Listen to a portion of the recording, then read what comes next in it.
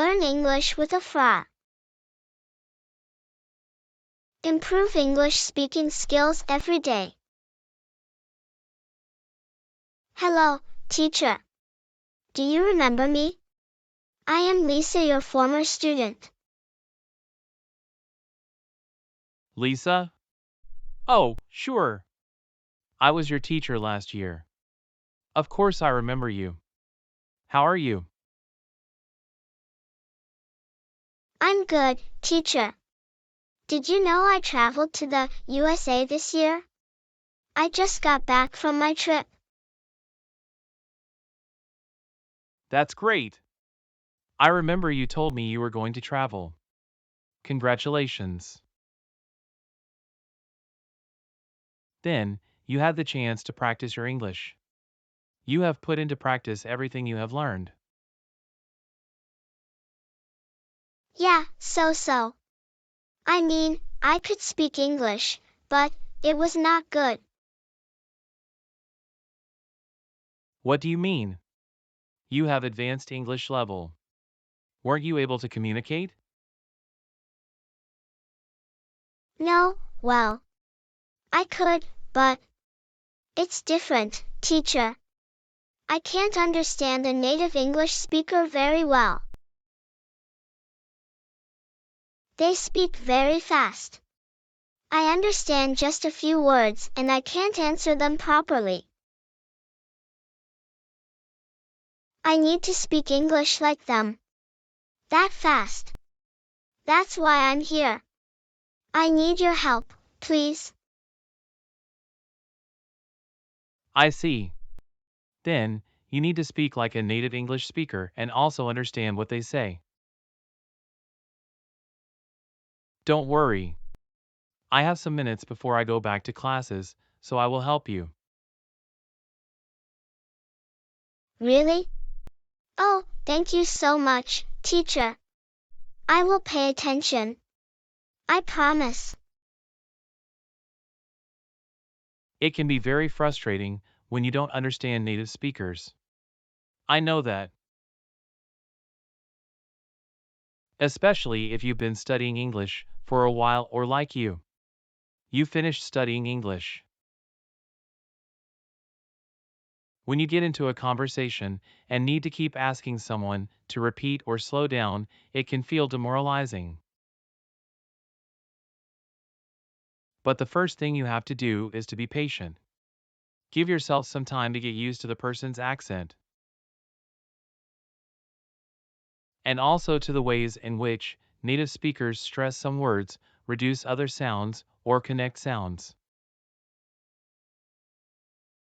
So, to understand English speakers better, you will have to learn about linking and elision. To sound more flowing and fluent in English, speakers use linking and elision. Most of the time, when a word ends in a consonant and the next word begins with a vowel in a sentence, we link them together like one long word instead of two or three separate words. For example, if I say, most of it was open, that sounds choppy. But if I use linking, I will link the st at the end of most to the o at the beginning of. Most of. Then I'll link the v sound at the end of to the I at the beginning of it. Of it. We take the final consonant of the first word and attach it to the second word at the beginning. So instead of most of it, each were said separately, it becomes most of it. Like one long word with no breaks in between. Most of it, let's say twice together. Most of it, most of it. Similarly, I'll link was open as well. This becomes was open, let's say twice, together was open, was open. Elision is when a word ends in a particular consonant and the next word begins with the same consonant. And so we elide or omit the consonant at the end of the first word. For example, I got to see the play last night. Instead of saying got to separately, I ran the words together. And leave off the T at the end of God. I go to, see the play last night. Say it with me, I go to, see.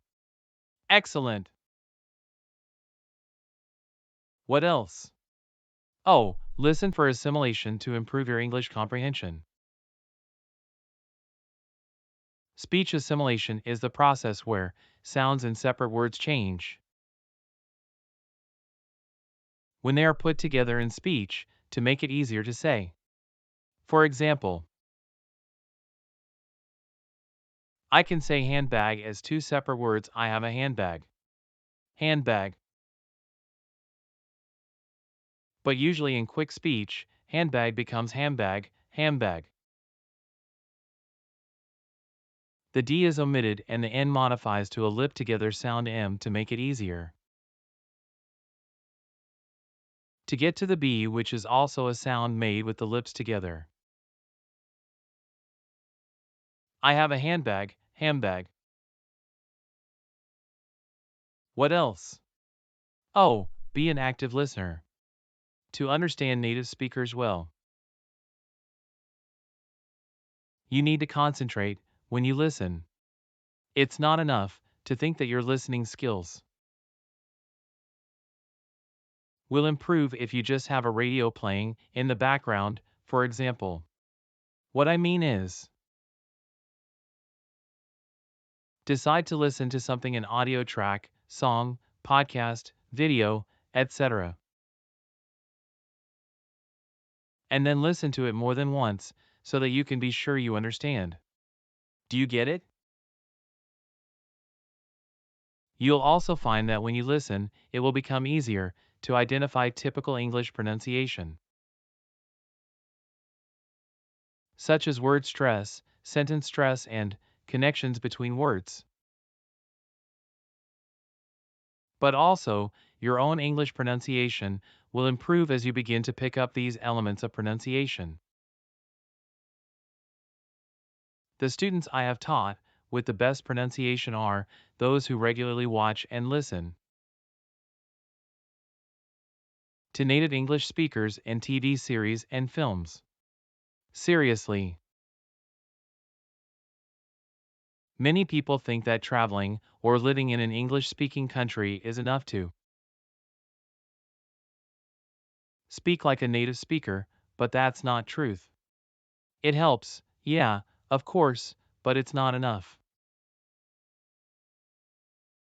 There are many people who don't speak English well.